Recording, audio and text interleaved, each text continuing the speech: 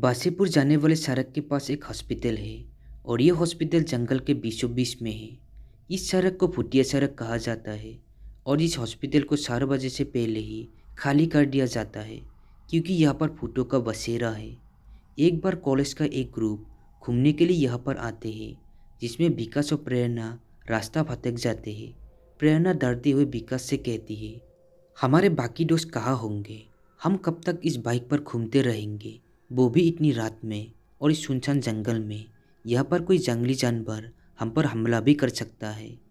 विकास हंसते हुए कहता है, तुम लड़की अभी कितनी डरती हो। अरे जानवर का तो मुझे पता नहीं, लेकिन तुम मेरा दिमाग ज़रूर खा जाओगी। इसके बाद प्रेरणा कुछ कहती, बाइक का संतुलन अचानक से बिगड़ जाता है और उनकी बाइक एक पेड़ से टकरा जाती है। दोनों ज़मीन पर गिर जाते हैं और उनको गहरी चोट लगती है। फिर दोनों के सामने एक बोर्ड दिखाई देता है, वो भी सरकारी हॉस्पिटल का। वो दोनों ये देखकर हैरान हो जाते हैं कि इतने सुनसान जंगल में ये हॉस्पिटल कहाँ से आया। फिर उनके पास इतना समय नहीं होता कि वो इस हॉस्पिटल के बारे में ज़्यादा सोचे। प्रेरणा को गहरी चोट लगी होती है जिस वजह से वो बेहोश हो जाती है, जिससे कि विकास उसकी मदद करता है और उसे गोद में उठाकर अस्पताल में ले जाता है। जैसे ही वो अस्पताल में पहुंचता है, डॉक्टर पहले से हॉस्पिटल के गेट के बाहर उसका इंतज़ार कर रहा होता है। विकास को ये सब देखकर बहुत ही अजीब लगता है, फिर भी वो घबराते हुए डॉक्टर से कहता है, हमारा एक छोटा सा एक्सीडेंट हो गया है। प्रेरणा इसी बीच बेहोश हो गई, प्लीज़ इसको बचा लीजिए। डॉक्टर उन दोनों को इमरजेंसी वार्ड में दाखिल करता है और वहीं पर उन दोनों का इलाज करने लगता है। विकास को वो हॉस्पिटल बहुत ही अजीब लगता है, लेकिन प्रेरणा की ऐसी हालत देखकर वो कुछ कह नहीं पाता। डॉक्टर हाथों से इशारा करते हुए नर्स को कुछ लाने के लिए कहता है।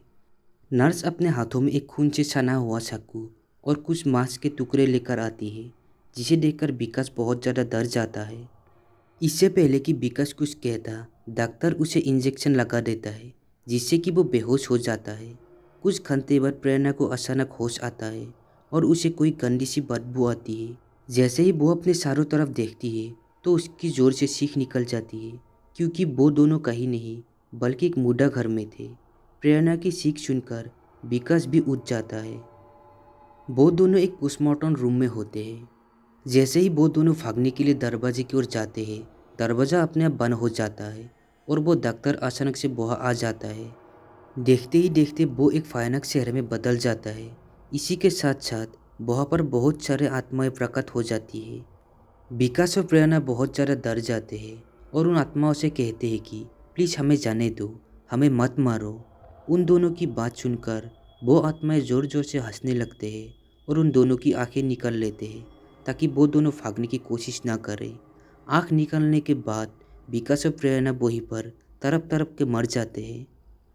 अगली सुबह जब हॉस्पिटल का स्टाफ वहाँ पहुँचता है तो रिसेप्शन पर विकास और प्रेरणा की लाश को देखकर बहुत ज़्यादा डर जाते हैं। उनमें से एक लेडी डॉक्टर करिश्मा वहाँ से भागकर चली जाती है। उसी के पीछे पीछे डॉक्टर शिवम जाते हैं और कहते हैं कि घबरा मत करिश्मा, यहाँ पर रोज़ लाश का होना आम बात है। तुम यहाँ पर नई नई आई हो इसलिए तुम्हें कुछ पता नहीं है। करिश्मा घबराते हुए पूछती है, ये लाश कहाँ से आती है? इनकी हत्या कौन करता है? इस अस्पताल में ऐसा क्या होता है? शिवम बताता है कि पहले ये एक प्राइवेट हॉस्पिटल था, लेकिन बाद में सरकार ने इसे सरकारी हॉस्पिटल घोषित कर दिया। पहले इस हॉस्पिटल के 3 मालिक थे जिनको भूतों ने मार दिया, क्योंकि हॉस्पिटल के मालिक हॉस्पिटल के जंगल में होने का फ़ायदा उठाते थे। वो रात में इस जंगल से होकर निकलने वाले लोगों का एक्सीडेंट करवाते थे। बाद में खुद ही एम्बुलेंस भेजकर हॉस्पिटल के मुर्दा घर में लाते थे और उनकी किडनी निकलकर उनको मार डालते थे। और एक दिन तो इन लोगों ने अपनी सारी हदों को पार कर दी। उन्होंने एक बस का एक्सीडेंट करवाया जिसमें बहुत से लोग घायल हो गए। उन लोगों को भी इन मुर्दा घर में लाकर मार दिया गया। उस दिन के बाद ये हॉस्पिटल एक मुर्दा घर में बदल गया। भूत बनने के बाद सबसे पहले उन्होंने इस हॉस्पिटल के मालिक को मारा और उस दिन के बाद से इस हॉस्पिटल में लाशों का सिलसिला चलता रहा। करिश्मा ने बड़ी हैरानी से पूछा, क्या सच में इस हॉस्पिटल में ऐसा गलत काम होते थे और अभी तक इन आत्माओं को मुक्ति क्यों नहीं मिली? क्या आपने कोई उपाय नहीं किया? डॉक्टर शिवम ने बताया कि हमने एक प्रसिद्ध तांत्रिक को भी बुलाया था, लेकिन कोई फ़ायदा नहीं हुआ क्योंकि उन आत्माओं ने तांत्रिक टक को नहीं छोड़ा।